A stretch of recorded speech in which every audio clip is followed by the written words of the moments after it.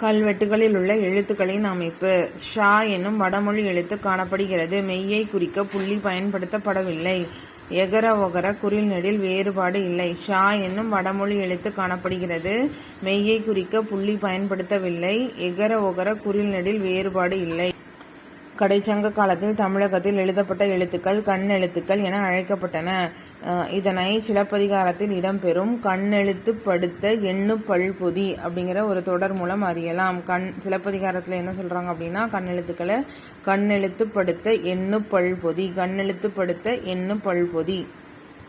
தமிழ் மொழியை எழுத இருவகை எழுத்துக்கள் வழக்கில் இருந்தன என அறிகிறோம். அரச்சலூர் கல்வெட்டு இதற்கு சான்றாகும். இந்த கல்வெட்டில் தமிழ் எழுத்தும் வட்டெழுத்தும் கலந்து எழுதப்பட்டுள்ளன. தமிழ் மொழியை எழுத இருவகை எழுத்துக்கள் வழக்கில் இருந்தன என அறிகிறோம். அரச்சலூர் கல்வெட்டு இதற்கு சான்றாகும். இக்கல்வெட்டில் தமிழ் எழுத்தும் வட்டெழுத்தும் கலந்து எழுதப்பட்டுள்ளன.